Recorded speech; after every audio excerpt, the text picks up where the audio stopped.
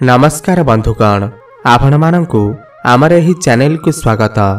आजिर एही ज्योतिष कार्यक्रम मीन राशि व्यक्तिविशेष मानक पाई बहुत अधिक गुरुत्वपूर्ण रही अछि। सेथिपाई आपण माने धैर्यर सहित एही भिडियोटी को थारे मात्र शेष पर्यंत देखंतु। आपणकर व्यस्त समय मध्यरु 10 मिनिट समय आपण निज पाई दियंतु एवं निजर भविष्यत विषय जानतु एवं आपणकर 2025 मसीहाटी किपरि रही अछि ताहा मध्य जानतु। देखंतु एही भिडियो रे आपण सेही 6 गोटी बड़ भविष्यवाणी विषय जानिबे जहा 2025 मसीह रे हेबाकु थिबा ग्रहमानकर गोचर अनुसार आपणक जीवन रे निश्चिंत भावरे घटिबा एवं आपण लेखिकी रखंतु एहा संपूर्ण रूपे सत्य अटे। आपणक जीवन रे 2025 मसीह रे एही सबु तारीख रे गुरुत्वपूर्ण घटना मान निश्चिंत भावरे घटिबा जहा आपणकर भाग्य एवं भविष्यत को परिवर्तन करिदेबा। सर्वप्रथमे जानि रखिबा अत्यंत आवश्यक जे समस्तंकर जन्मकुंडली भिन्न भिन्न होई थाए एवं पूर्व जन्मर कर्म अनुसार एही जन्मर कुंडली प्रस्तुत होई थाए।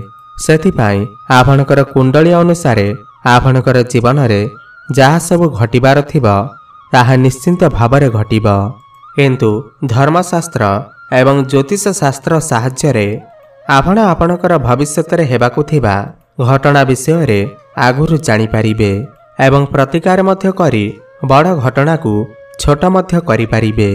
ता सहित देखंतु ग्रह मानकर गोचर जहा समस्त ब्रह्मांड रे गोचर करूछंती सेमाने आम समस्तंकर जीवन रे बड़ प्रभाव पकई थांती। किछि ग्रह मानकर गोचर एवं राशि परिवर्तन आम मानकु शुभ फल प्रदान करुथिबा बेले किछि ग्रह मानकर गोचर आमकु अशुभ फल प्रदान करिथांती। सेथिपाई एही 2025 मसीह रे आपण माने देखिबे आपणकर जीवन रे बड़ परिवर्तन आसीबा, किंतु एही परिवर्तनटी आपण मानक पाई खराब रहिबा ना भल रहिबा जानिबा पाई भिडियोटी को शेष पर्यंत निश्चय देखंतु। शेष पर्यंत देखिले आपण निश्चिंत भावरे जानि परिबे कौन रहिछि एही 6 गोटी बड़ भविष्यतवाणी जहा आपणक जीवन रे एही 2025 मसीह रे निश्चिंत भावरे घटिबाकु जाउअछि। किंतु भिडियोटी आरंभ करिबा पूर्वरु जदि आपणकर भी मीन राशि होई थाए एवं आपण भी ईश्वरंकु सच्चा हृदय रे भक्ति करुथांती विश्वास करुथांती तेबे एही भिडियोटी को लाइक करी कमेंट बॉक्स रे जय जगन्नाथ जय मां लक्ष्मी अवश्य लिखि दियंतु। तेबे आसंतु जानिबा सही 6 गोटी बड़ भविष्यवाणी विषय रे जहा 2025 मसीह रे आपणकर जीवन रे निश्चिंत भावरे घटिबा, किंतु आपण ध्यान देई बुझिबार अछि जे आपणकर केउ क्षेत्र रे एही परिवर्तन गुड़िक घटिबा। आपणकर शिक्षा क्षेत्र रे ना प्रेम जीवन रे ना आपणकर क्यारियर क्षेत्र रे ना व्यापार वाणिज्य क्षेत्र रे केउ क्षेत्र रे एही परिवर्तन गुड़िक घटिबा ना आपणकर स्वास्थ्य रे किछि परिवर्तन घटिबा। सेथिपाई आपण ध्यानर सहित देखंतु एवं बुझिबाकु चेष्टा करंतु। देखंतु आमर एही ज्योतिष कार्यक्रम आपणकर जन्म राशि चंद्र राशि उपर आधारित। देखंतु वर्तमान आपणकर राशि पाई शनिकर 7.5 चालू अछि। एही 2025 मसीह रे शनि 7.5 रा द्वितीय चरण आरंभ हेबाकु जाउअछि। शनि आपणकर राशि को चलन करिबे। दीर्घ 30 वर्ष परे शनिदेव आपणकर राशि को आसुछंती, एहार प्रभाव आपणको ऊपर कोन रहिबा आसंतु जानिबा। एहा सहित 6टी बड़ घटना मध्य जानिबा। एहा पूर्वरु आपणक राशि रे नवग्रहंकर स्थिति किपरि रहिबा आसंतु जानिबा। आपणकर प्रथम भाव रे राहु, आपणकर तृतीय भाव रे देवगुरु बृहस्पति, आपणकर पंचम भाव रे मंगल, सप्तम रे केतु, आपणकर दशम भाव रे सूर्य एवं द्वादश भाव रे शुक्र एवं शनि विराजमान अछंती। तेबे आसंतु जानिबा प्रथम बड़ भविष्यवाणी विषय रे। देखंतु एही वर्षर प्रथम मास रे भाग्य गृहर स्वामी मंगल आपणकर पंचम गृह रे रहिबे एवं बकरी होई चतुर्थ गृह को गोचर करिबे। पुनर्बार आपणकर पंचम गृह को मध्य फेरी आसीबे। एहार अर्थ है आपण मई मास पूर्वरु आपण किछि प्रॉपर्टी किनी पारंती, जमी जमा किनी पारंती, किमा कोनोसी गाड़ी मोटर आदि किनी पारंती, किमा नूतन गृह मध्य निर्माण करि पारंती, किमा घर को रिनोवेशन करि पारंती एवं घर पाई किछि जिनिस मध्य किना किनी करि पारंती, मेसिन किमा लुहा जातीय जिनिस किछि किना किनी करि पारंती, किमा आपण किछि कंस्ट्रक्शन रा काम किछि करि पारंती। देखंतु आपण ही जनवरी रु नै करी मे मास मध्यरे किछि ना किछि बड़ जिनिस क्रय करि पारंती। एबे आसंतु जानिबा द्वितीय भविष्यवाणी विषय रे। देखंतु देवगुरु बृहस्पति मई मास 15 तारिख रे आपणकर तृतीय गृह रु चतुर्थ गृह को आसीबे एवं चतुर्थ गृह हैला आपणक पई सुख भावर गृह। तो सही गृह को शुभ ग्रह आसीबार माने हैला आपण को किछि ना किछि शुभ खबर निश्चिंत प्राप्ति हेब। आपण सुख अनुभव करिवे। आपणकर स्वास्थ्य रे जहाँ भी किछि समस्या थिला ताहा सब दूर होई जिवो। आपणकर लिभर रे, डाइजेशन रे किमा आपणकर पाकस्थली रे जदि किछि समस्या थिला ताहा निश्चिंत भावरे दूर होई जिवो। आपण निश्चिंत भावरे देखिबे एही मे मास परे आपणकर स्वास्थ्य रे निश्चिंत भावरे सुधार आसीबो। स्वास्थ्य रे आपण उन्नति करिवे। देखंतु गुरु आपणकर केंद्र को एवं सुख सुविधार गृह को आसीबे माने साथी रे देवगुरु बृहस्पति सुख सुविधा नेई करी आसीबे। माने एही 2025 रा मई मास रो नेई करी 2026 मई मास पर्यंत बृहस्पति आपणकर चतुर्थ भाव रे रहिबे माने पूरा 1 वर्ष रहिबे। सेथि पई आपण जदि किछि फैमिली प्लानिंग करूछंती किमा किछि बड़ कामर आरंभ करने को चाहूँगी आपणकर आशा निश्चिंत भावरे पूर्ण हेब एवं आपणकर अभिलाष इच्छा बा जहाँ भी किछि मनोकामना रही अछि देवगुरु बृहस्पति आपण मानकर निश्चिंत भावरे पूर्ण करिवे। एबे आसंतु जानिबा तृतीय भविष्यवाणी विषय रे। देखंतु मई मास 15 परे देवगुरु बृहस्पति आपणकर चतुर्थ भाव को आसीबा परे से तांकर सप्तम दृष्टि आपणकर दशम गृह को देबे। ता सहित आपणकर प्रथम गृह को मध्य दृष्टि देबे कारण आपणकर राशिर स्वामी ग्रह हेउछंती देवगुरु बृहस्पति। एहार अर्थ हैला आपण आपणकर काम पाई दूरयात्रा मध्य करि पारंती। जेउ माने विदेश जिबाको चाहुथिले सेमानक पाई विदेश जिबार जोग मध्य एही मई मास परे बनिब। आपणकर विदेश जिबा पाई रास्ता परिष्कार होई जिवो। आपण लेखिके रखंतु मे मास 15 तारिख परे जो व्यक्ति विशेष माने चाकरी पाई चेष्टा करुथिले सेमानकु चाकरी अवश्य प्राप्ति हेब। ता सहित जो माने पूर्वरु चाकरी करिसेंती सेमानकर स्थिति मध्य बहुत भल रहिब।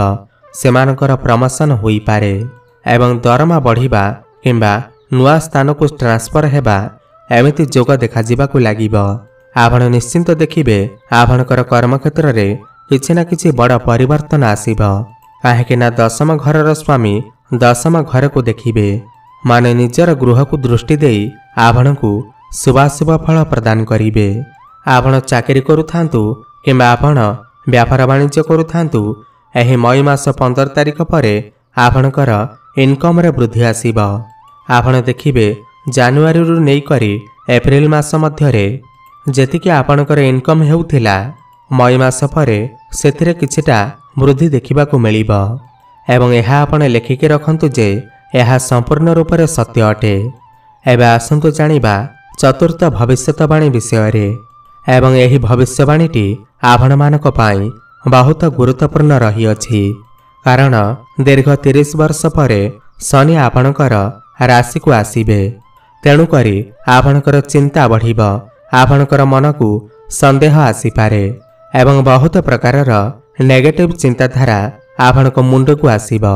सेथिपाई आपण चेष्टा करिवे एही सब चिंताधारा ठारू आपण निजको दूरेई रखिबा पाई। देखंतु मार्च मास 29 तारिख परे जेतेबेले शनि आपणक राशि को आसीबे एही भली चिंताधारा निश्चिंत भावरे आपणकर मन भीतर को आसीबो। आपणकर संपर्क बिगड़ी जाई पारे। सेथिपाई आपण एथिप्रति टिके ध्यान देबे एवं एही भिडियो रे जहाँ भी किसी उपाय आपण को कहुब ताकू मध्य पालन करने को चेष्टा करंतु। देखंतु शनिंकर 7.5 आपणक राशि रे चली अछि एवं मार्च मास परे आपणक राशि पाई शनिंकर 7.5 रो द्वितीय चरण आरंभ हेबो एवं एही द्वितीय चरण प्रथम चरण अपेक्षा बेसी कष्टदायक होइथाए एवं बहुत अधिक समस्या मध्य सृष्टि करिथाए। सेथिपाई एही 2.5 वर्ष आपणको जगी रखी चलिबाको पड़िबो। विशेष करी आपणकर प्रेम संपर्क एवं वैवाहिक संपर्क उपरे टिके अधिका ध्यान देबाको पड़िबो कारण आपणकर जिद्दी स्वभाव बढ़ी पारे एवं आपण अशांति रे रहिबाको आरंभ करिवे। देखंतु शनिकर 7.5 विषय रे आपण मानक पाई निश्चिंत भावरे अन्य गोटे वीडियो करिबु। सेथिपाई आपण माने आम चैनल सहित जोड़ी होई रुहंतु। एबे आसंतु जानिबा आपणकर पंचम भविष्यवाणी विषय रे।